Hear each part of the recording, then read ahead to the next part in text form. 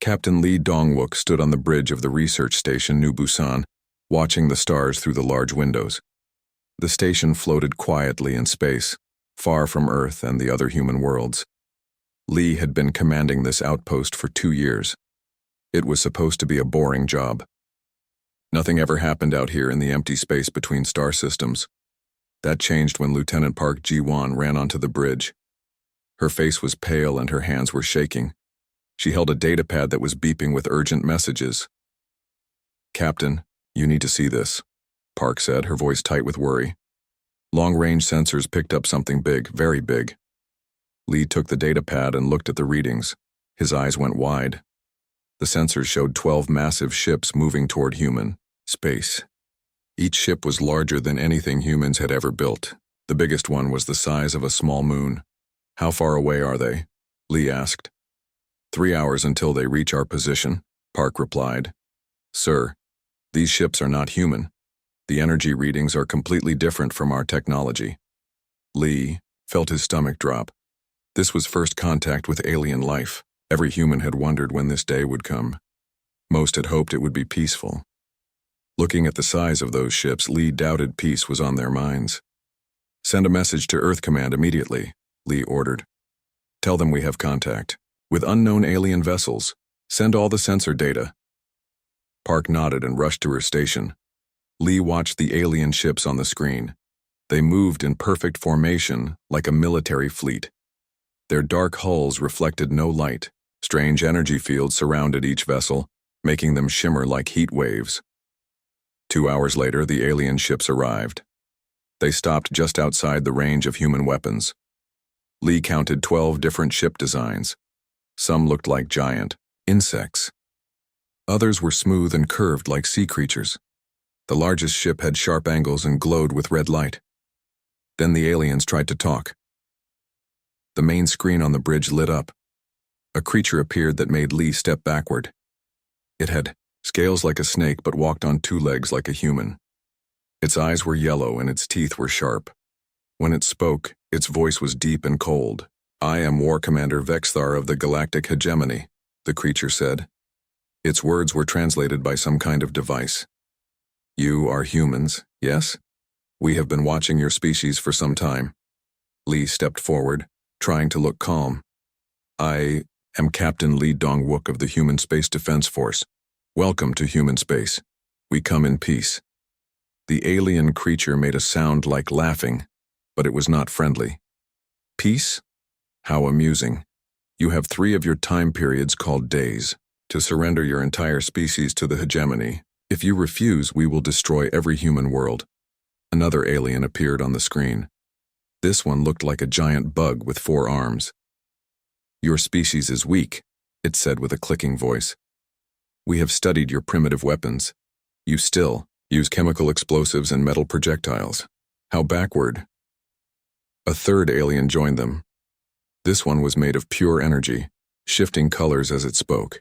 "Their firearms are laughable. Gunpowder and bullets. We stopped using such crude tools millions of years ago. Our plasma weapons and energy beams will cut through their defenses like paper." War Commander Vexthar looked directly at Lee through the screen. "We have conquered 437 worlds. We have defeated species far more advanced than humans. Your kinetic weapons cannot penetrate our energy shields. Your chemical explosives cannot harm our armor. Surrender now and we will allow some of you to live as workers." Lee felt anger building in his chest, but he kept his voice steady.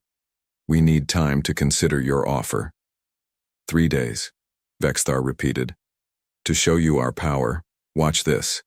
The screen changed to show space outside the station.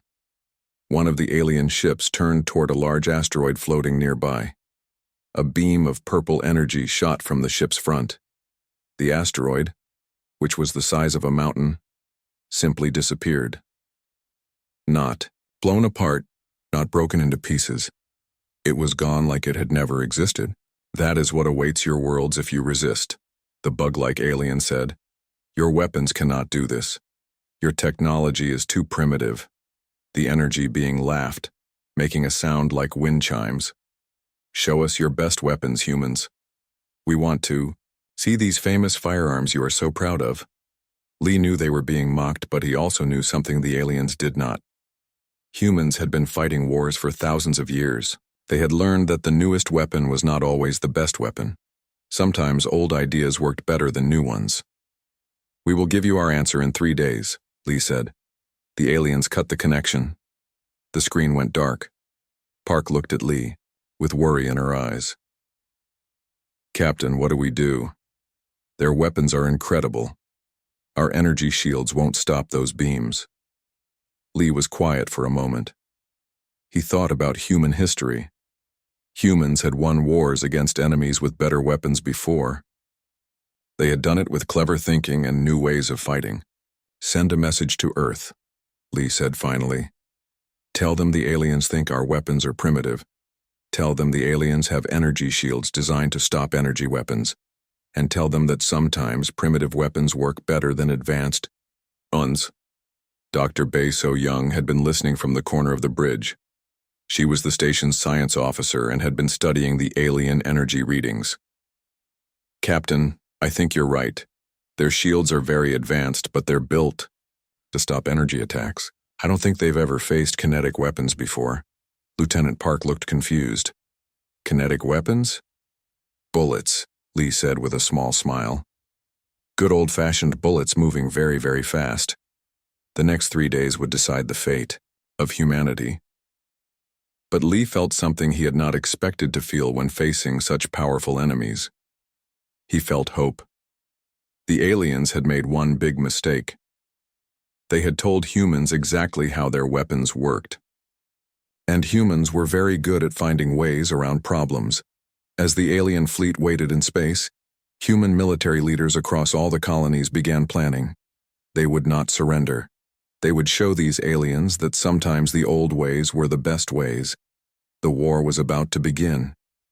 Dr. Bae So-young had not slept in 2 days. She sat in her laboratory on Earth, surrounded by screens showing alien technology data. Coffee cups covered her desk, and her eyes were red from staring at numbers and energy patterns. The information, from Captain Lee Dong-wook's first contact, had been sent to every human military base and research center. Scientists and engineers worked day and night to understand the alien weapons. What they found was both scary and hopeful. Their energy shields are perfect, Bae said to the video screen. She was talking to Major General Yoon Sang-min, the head of Earth's defense forces. "The aliens have spent thousands of years making shields that can stop any energy weapon. Lasers, plasma beams, particle weapons. Nothing gets through."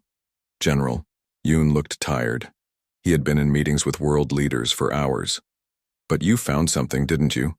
Bae smiled for the first time in days. "Yes, sir. Their shields work by breaking apart energy attacks. They turn the energy into heat and spread it around the shield. But kinetic weapons don't use energy. They use mass and speed." "Explain it simply, Doctor." "A bullet is just a piece of metal moving very fast. It has no energy field for their shields to break apart. To their shields, a bullet is invisible until it hits something solid." General Yoon leaned forward. "So our regular guns can get through their shields?" "Not just regular guns. We can make them much better. Railguns can fire metal bullets at incredible speeds. Gauss rifles use magnets to make bullets move faster than sound. These aliens have never seen weapons like this." While Dr. Bae worked on the science, Captain Lee Dong-wook was building a team. He had been ordered to put together a special unit of soldiers who could think in new ways. The mission was dangerous. They would have to get close to alien ships and fight enemies with advanced technology. Lee chose his people carefully. First was Sergeant Kim Tae-ho, an explosives expert who was famous for solving problems with bombs. Tae-ho was known for using old-style chemical explosives in creative ways. Other soldiers used fancy energy grenades, but Tae-ho preferred simple gunpowder and metal fragments. "The aliens think chemical explosives are primitive," Lee told Tae-ho. "Show me why they're wrong." Tae-ho grinned. He was a big man with scars on his hands from years of working with dangerous materials. "Captain, I can make explosives that their sensors can't even detect. They'll be looking for energy signatures. My bombs just use chemistry." Next, Lee picked Private First Class Choi Hee-jin. She was only 23 years old, but she was the best sniper in the human military. While other soldiers used energy weapons that could be tracked by computers, Choi used old-style rifles that fired metal bullets. The aliens have personal shields too, Lee explained to her. We need someone who can put a bullet exactly where it needs to go. Choi nodded quietly. She was small and spoke softly, but when she held a rifle, she never missed. What kind of targets, Captain? Important ones. The kind that will make the aliens stop laughing at us. Lieutenant Park Ji-won had also been chosen for the team. She was an engineer who understood both human and alien technology. Her job was to modify human weapons to work even better against alien defenses. Park had been working on special ammunition. Regular bullets were good, but she was making bullets with tungsten cores that could punch through thick armor. She was also building guidance systems that could help bullets find their targets even in space battles. The aliens don't understand how we think, Park told Lee. They see our weapons and think we're backward. They don't realize we've been making these weapons better for centuries. Meanwhile, the aliens were preparing their attack. Battle Marshal Krindok was on the command ship, looking at reports about human weapons. He was an old warrior who had conquered many worlds. To him, humans looked weak and easy to defeat. Their biggest guns fire metal slugs, Krindok told his officers. His insect-like face showed disgust. They use chemical reactions to push projectiles. We used such crude methods when we were children. The other alien commanders agreed. Tech Overseer Nulvian, the energy being, showed them pictures of human weapons. Look at this primitive rifle. It uses gunpowder to fire a small piece of metal. Our personal shields can stop 1,000 such bullets. War Commander Vexthar was confident the war would be over quickly. We will attack their outer colonies first. When they see how easily we destroy their defenses, they will surrender. No species has ever resisted us for more than a few days. The aliens had studied human space battles and seen human ships using energy weapons. They knew exactly how to counter laser cannons and particle beams. Their battle plans assumed humans would fight like every other species they had conquered, but humans were different. General Yoon had been reading old military books, studying how ancient armies had defeated enemies with better weapons. He learned about tactics used hundreds of years ago on Earth, when clever generals beat larger armies by doing unexpected things. We're going to fight them the way our ancestors fought, Yoon told his commanders. When the enemy expects you to do one thing, you do something else. Captain Lee's team was ready. They had trained with their modified weapons and practiced moving in zero gravity. Sergeant Tae-ho had built special explosives that looked like pieces of space debris. Private Choi had tested her rifle in the station's shooting range, hitting targets the size of coins from incredible distances. Dr. Bay had finished her analysis of alien technology. She discovered something important about their energy shields. The shields were controlled by computers that had never been programmed to deal with physical objects moving at high speed. The shields would not even try to stop a bullet. It's like they forgot that physics still works, Bay explained to General Yoon. They're so focused on energy weapons that they can't imagine anyone still using kinetic weapons. Lieutenant Park had modified the team's weapons with alien technology taken from the station's sensors. She built targeting computers that could track alien ships and calculate exactly where to aim. She also made special bullets that would break apart inside alien ships, causing maximum damage. The 3-day deadline was almost over. The alien fleet had moved closer to human colonies and was broadcasting warnings to surrender. Their ships were so confident that they traveled in loose formations, not expecting any real resistance. Captain Lee stood on the bridge of his ship, watching the alien fleet on the main screen. His team was ready. Their weapons were loaded. In a few hours, they would show the aliens that primitive weapons could be the most dangerous weapons of all. Remember, Lee told his team, they think we're weak because our weapons are old. But old doesn't mean bad. Sometimes old means proven. Sometimes old means reliable. Sergeant Tae-ho checked his explosives one more time. Private Choi cleaned her rifle and loaded special tungsten bullets. Lieutenant Park ran final tests on her targeting systems. The aliens were about to learn a lesson that humans had known for centuries. In war, the weapon that surprises your enemy is often the weapon that wins the fight. The battle was about to begin, and humanity was ready to surprise them all. The battle began exactly as the aliens expected.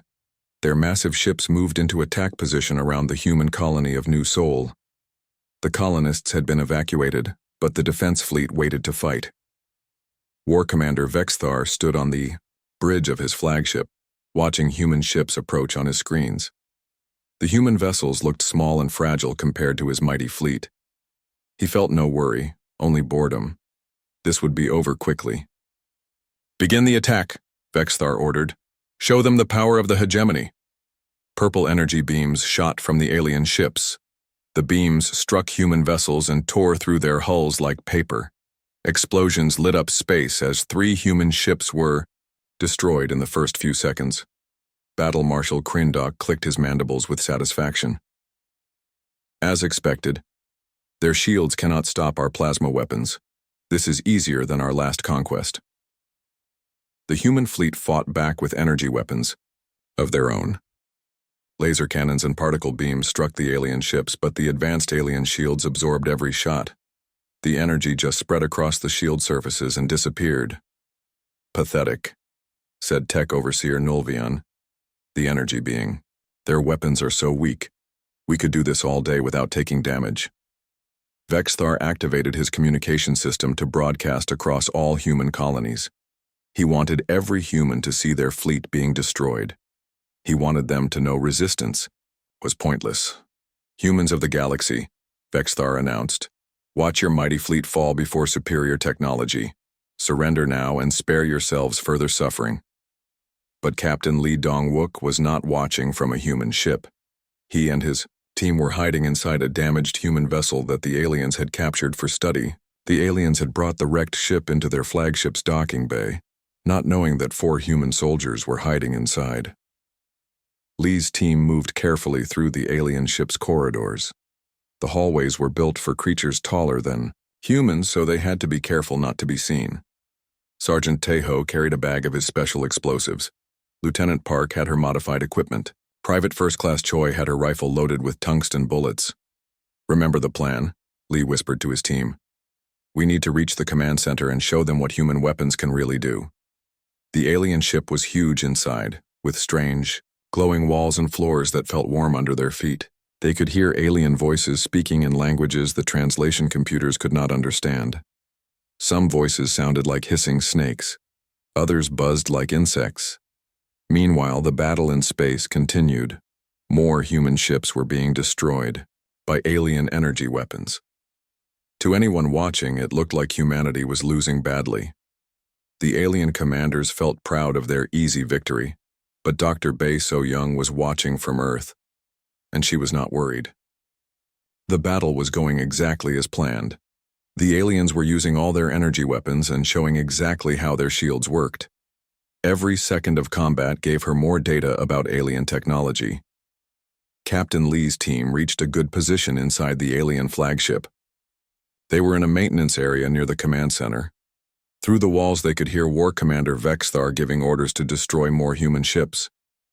"Target acquired," Private Choi whispered into her radio. She had found a perfect spot, where she could see into the command center. Her rifle was aimed at a critical control console that managed the ship's weapons. "Take the shot," Lee ordered. Choi pulled the trigger. The tungsten bullet left her rifle at incredible speed. It crossed the space between her position and the target in less than a second.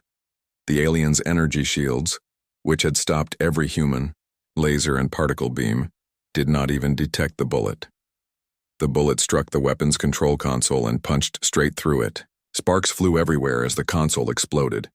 Alien technicians screamed in panic as their main weapon systems went offline. "What happened?" Vexithar roared. "How did they hit us? Our shields are still active." Tech Overseer Nulvian checked, his instruments frantically. "Impossible. No energy weapon penetrated our defenses. The shields are working perfectly." But Battle Marshal Krindok had been a warrior for a long time. He understood what had happened, even if he could not believe. It was not an energy weapon.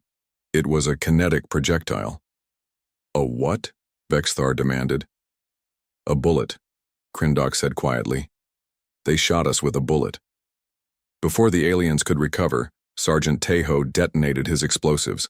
The bombs he had placed throughout the ship were not energy weapons that the alien sensors could detect. They were simple chemical explosives that used gunpowder and metal fragments. The explosions rocked the alien flagship. The aliens had built their ship to contain energy weapon damage with force fields that could stop plasma and laser fire. But they had no protection against the concussion waves and metal shrapnel from Tejo's bombs. Alien crew members were thrown against walls as the ship shuddered. Emergency lights flashed as multiple systems failed. The flagship, which had seemed invincible minutes before, was suddenly crippled. "Damage report," Vexthar shouted. "Hull breaches on 7 decks. An alien," technician reported. "Life support failing in 4 sections, weapons offline, shields fluctuating." The other alien ships in the fleet saw their flagship in trouble and tried to help. But they faced the same problem as their commander. Their shields could not stop kinetic weapons. Lieutenant Park activated her targeting system and sent signals to the human fleet. The human ships had been pretending to fight with energy weapons, but they had been holding back their real weapons. Now it was time to show what human military technology could really do. The human ships fired their railguns. These weapons used magnetic fields to launch metal projectiles at incredible speeds. The aliens watched in horror as solid metal rods struck their ships. The projectiles punched through their energy shields like the shields were not even there. More, human ships fired mass drivers, simple weapons that shot chunks of dense metal at high velocity. The aliens had never faced such weapons before. Their shields, armor, and defensive systems were all designed to stop energy attacks. Private Choi continued firing from inside the flagship. Each shot from her rifle destroyed another alien control system. Her bullets moved too fast for the alien crew to dodge and too small for their sensors to track properly. "How is this possible?" Tech Overseer Nulvian asked in panic. "These are primitive weapons. They should not be able to hurt us." Dr. Bay's voice came through the communication system. The humans had hacked into the alien network. "Your shields are designed to stop energy weapons. Bullets are not energy weapons. They are just pieces of metal moving very fast." War Commander Vexthar finally understood the trap he had fallen into. The humans had let him think their weapons were weak.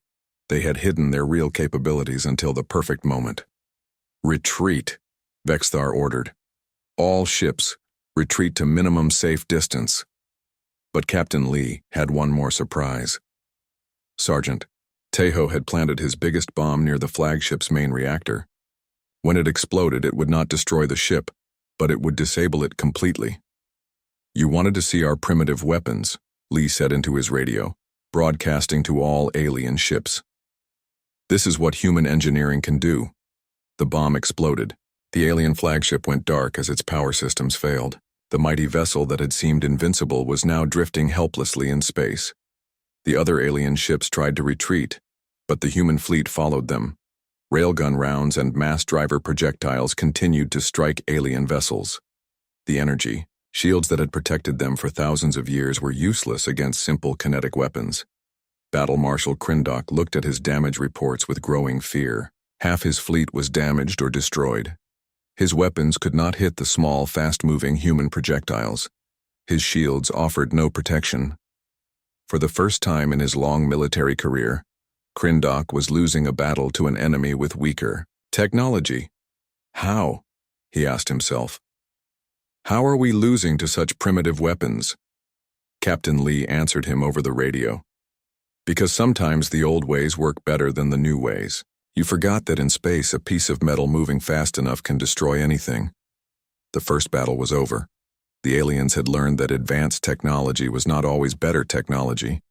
Now they would have to face an entire human military that specialized in weapons they did not understand.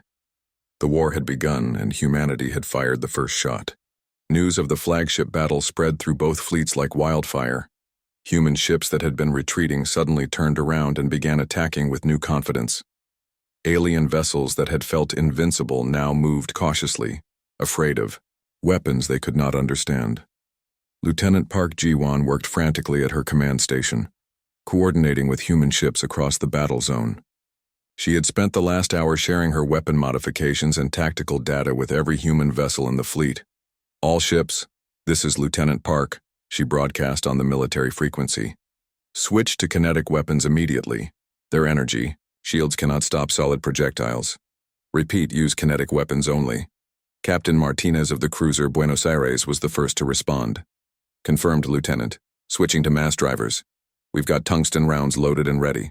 The human ship fired its mass driver, launching a rod of dense metal at tremendous speed. The aliens watched in horror as their most advanced battlecruiser took a direct hit. The projectile punched through the energy shield, through the armor, plating, and deep into the ship's interior. War Commander Vexthar was trapped on his damaged flagship, watching his fleet fall apart. His communication systems were barely working, and he could only listen as his commanders reported disaster after disaster. Command ship, this is Battle Marshal Krindok, came a panicked transmission. The humans are using some kind of magnetic launcher. Our shields are completely ineffective. Request immediate assistance. Vexthar had no assistance to give. His own ship was dead in space, with human soldiers still somewhere inside causing damage. Every few minutes, another explosion would rock the vessel as Sergeant Tejo's remaining bombs detonated. Dr. Bae So-young monitored the battle from her laboratory on Earth. She had anticipated that the aliens would try to adapt their shields to stop kinetic weapons. She was ready for them. All human vessels, this is Dr. Bae, she transmitted. The aliens will try to modify their shields. I'm sending you new ammunition specifications. Use multi-stage projectiles, kinetic penetrators followed by chemical explosives. Her plan was brilliant in its simplicity. The kinetic round would punch through the shield and armor. Then a small chemical explosive would detonate inside the alien ship, where their energy-based defensive systems could not contain it. Lieutenant Park received the specifications and smiled. Sergeant Tejo is going to love this, she said to Ai herself. Indeed, Sergeant Tejo was having the time of his life. He had spent years being told that his chemical explosives were old-fashioned and crude. Now those same explosives were destroying the most advanced ships in the galaxy. He planted another bomb near the alien flagship's communication array. This one was special. It contained metal fragments that would spread through the ship's ventilation system when it exploded. The aliens had air filters designed to stop energy particles, but they could not filter out solid debris. Captain Lee, Tejo said into his radio, I've got one more big surprise for our hosts. When this goes off, they won't be able to coordinate their fleet defense. Captain Lee was moving through the ship's corridors with Private Choi, heading toward the engine room. They had studied the alien ship's layout and knew that disabling the engines would trap the flagship permanently. Do it, Lee ordered. Time to show them what happens when you underestimate human ingenuity. The bomb exploded, sending metal fragments throughout the ship's air system. Alien crew members began coughing and choking as metal dust filled their lungs. Their advanced life support systems had no way to deal with simple particulate contamination. Meanwhile, the space battle had become a rout. Human ships used their railguns and mass drivers to devastating effect. The alien fleet, which had conquered hundreds of worlds, found itself helpless against weapons they considered primitive. Battle Marshal Krindok tried desperately to coordinate a defense. All ships, modify shield harmonics to stop physical projectiles, he ordered. Tech Overseer Nalvian worked frantically at his controls. I'm trying, Battle Marshal, but our shields are energy-based. They cannot create physical barriers. It would require completely different technology. Then what do we do? Krindok demanded. I don't know, Nalvian admitted. We've never faced weapons like this before. The human fleet pressed their advantage. Captain Sarah Kim of the destroyer New Tokyo had loaded her ship's torpedo tubes with kinetic penetrators. When she fired them at an alien cruiser, the projectiles struck like hammers, punching holes completely through the vessel. This is incredible, Captain Kim reported. Their armor is designed for energy dissipation. Against solid projectiles, it might as well be paper. Private Choi had reached a perfect sniper position inside the alien flagship. From her hiding spot, she could see the main engine control room. Alien technicians worked frantically to repair systems that her earlier shots had damaged. She loaded a special round that Lieutenant Park had designed. This bullet would not just penetrate, it would fragment inside the target, destroying multiple systems at once. Choi took careful aim at the main power coupling. One shot would disable the engines permanently. She steadied her rifle, controlled her breathing, and fired. The bullet struck the coupling and exploded into dozens of fragments. Sparks flew as power conduits severed throughout the engine room.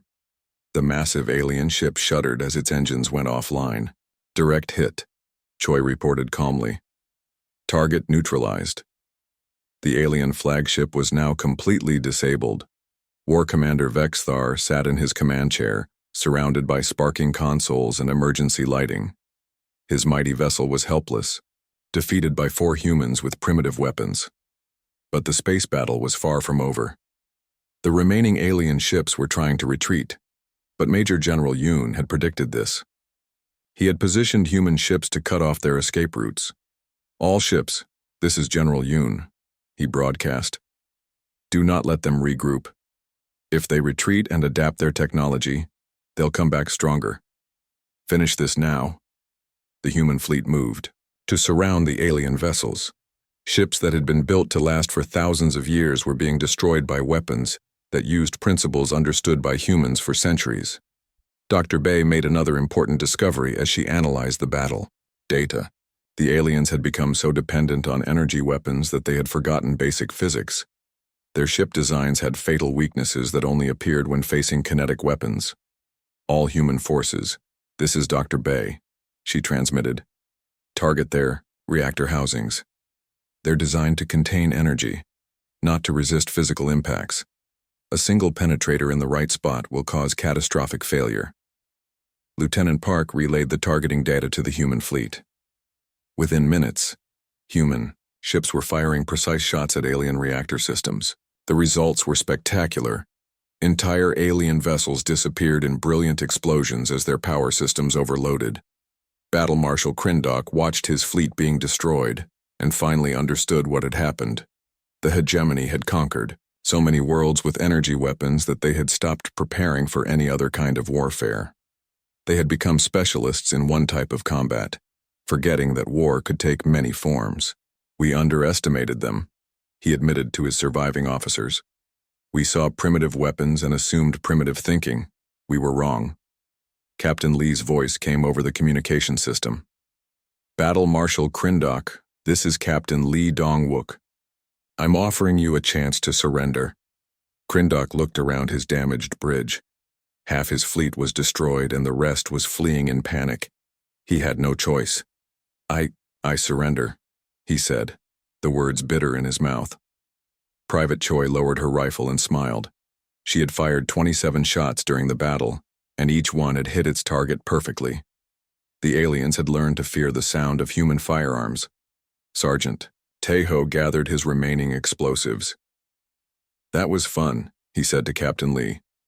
Think they'll underestimate chemical explosives again? Lee shook his head. I doubt it, but by then, we'll have thought of something new to surprise them with. The first major battle was over. The alien hegemony, which had seemed invincible, had been defeated by weapons they considered obsolete. But more importantly, they had learned that humans did not fight like other species. Humans adapted, improvised, and found new ways to win, even when facing superior technology. The war was far from over, but the balance of power had shifted. The hunters had become the hunted, and humanity was just getting started. Major General Yoon Sang-min stood on the bridge of humanity's flagship, watching the alien home system grow larger on the main screen. 3 months had passed since the first battle, and the human fleet had chased the retreating aliens across half the galaxy. The pursuit had been relentless. Every time the aliens tried to make a stand, human kinetic weapons broke through their defenses. Every time they tried to adapt their shields, Dr. Bae So-young found new ways to defeat the modifications. General, we're receiving a transmission from the alien leadership, reported Communications Officer Lee Min-ho. Put it on screen, Yoon ordered. The face of War Commander Vexthar appeared. He looked older and more tired than before. His proud scales were dull and his yellow eyes showed defeat. General Yoon, Vexthar said, I wish to discuss surrender terms. The time for surrender was 3 months ago, Yoon replied coldly. You chose to continue this war. Now you'll face the consequences. Behind Vexthar, other alien leaders appeared on screen. Battle Marshal Krindok was there, along with representatives from the 12 species that made up the hegemony. They all looked desperate. We underestimated your species, admitted a new alien that looked like a floating jellyfish. We thought advanced meant better. We were wrong. Dr. Bae So-young had joined General Yoon on the bridge. She had spent months studying captured alien technology and had made incredible discoveries. The aliens had become so focused on energy weapons that they had actually forgotten simpler but more effective solutions. General, Bae said quietly, I've finished analyzing their technology. They're not just losing because of our weapons. They've lost the ability to think creatively about warfare. Captain Lee Dong-wook's strike team had captured several alien ships during the pursuit. Each boarding action had been easier than the last. The aliens had no defense against human tactics that combined old and new technology. Lieutenant Park, Ji-won had become famous throughout the human fleet for her weapon modifications. She had turned simple firearms into precision instruments that could disable alien technology with surgical accuracy. The aliens are requesting a meeting, Park reported. They want to discuss learning from us. Sergeant Tae-ho laughed from his position at the weapons console. Now they want to learn, after calling us primitive for months? Private First Class Choi Hee-jin, now promoted to sergeant, was cleaning her rifle nearby. She had become a legend among both human and alien forces. Her precision shooting had disabled dozens of alien command centers without killing anyone unnecessarily. What do they want to learn? Choi asked quietly. Dr. Bae answered, everything. Their entire approach to warfare has been proven wrong. They need to start over. The alien home system was heavily defended, but the defenses were all energy-based. Massive space stations with powerful plasma cannons surrounded the alien homeworlds. Force field generators created barriers that could stop the most powerful energy attacks. But General Yoon had brought humanity's newest weapon, orbital kinetic bombardment platforms. These simple devices could drop tungsten rods from space at incredible speeds. The aliens had no defense against what humans called rods from God. Begin the demonstration, Yoon ordered. The human fleet fired a single kinetic bombardment rod at an empty asteroid in the alien system. The rod, moving at a significant fraction of light speed, struck the asteroid and vaporized it completely. The explosion was visible from every alien world in the system. Tech Overseer Nolvian appeared on the communication screen, his energy form flickering with what might have been fear. How is this possible? That projectile had no energy signature. Our sensors barely detected it. That's because it's just a piece of metal, Dr. Bae explained patiently. Simple physics. Kinetic energy equals 1/2 mass times velocity squared. Make something heavy move fast enough, and you don't need exotic energy weapons. The alien leadership called for an emergency council. Representatives from all 12 hegemony species gathered to watch as humans demonstrated weapon after weapon that their defenses could not stop. Captain Lee led a boarding exercise on an alien defense station. His team used shotguns, assault rifles, and grenades to disable systems that had been designed to withstand plasma cannons and particle beams. The aliens watched in amazement as human soldiers accomplished in minutes what their own boarding parties needed hours to do. The humans moved with precision and creativity that the aliens could not match. Your soldiers think differently, observed Battle Marshal Krindok. They see solutions we cannot see. That's because we never stopped improving our basic weapons, Lee explained. You moved on to energy weapons and forgot about kinetic ones. We kept making kinetic weapons better and better. Sergeant Tae-ho demonstrated human explosives technology to a group of alien engineers. He showed them how chemical explosives could be shaped to direct force precisely, how they could be disguised as harmless objects, and how they could be triggered in dozens of different ways. Your energy explosives are powerful, Tae-ho said, but they're predictable. Chemical explosives can be anything you want them to be. The alien engineers were fascinated. They had spent centuries perfecting plasma bombs and antimatter weapons, but they had never considered the versatility of Simple chemical reactions. Dr. Bay presented her research to the hegemony's top scientists. She showed them how their energy shields worked and why they failed against kinetic weapons. More importantly, she showed them how to think about problems in multiple ways. You assumed that more advanced meant better, Bay explained. But sometimes, the best solution is the simplest one. Sometimes old technology is better than new technology. The alien scientists were quiet for a long time. Finally, one of them spoke.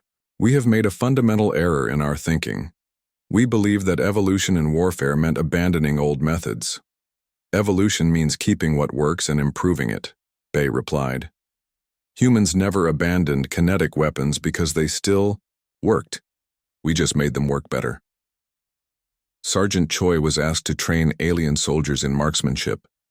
The aliens had been using computer-guided energy weapons for so long that they had forgotten how to aim manually.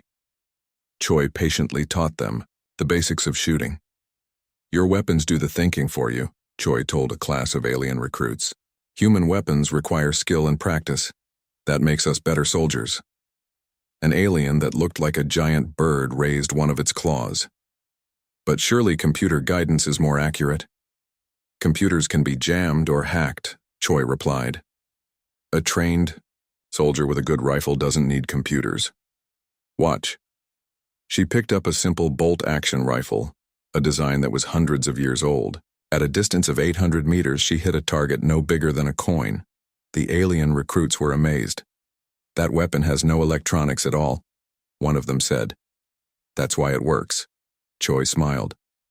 The war officially ended when the Hegemony Council signed a peace treaty aboard General Yoon's flagship. But more importantly, they signed an agreement to learn from humanity. War Commander Vexthar spoke to the assembled leaders. We came to conquer humanity because we thought they were primitive. We learned that primitive and inferior are not the same thing. Tech Overseer Nulavian added, Humans have taught us that diversity in thinking leads to strength. We specialized too much and became weak.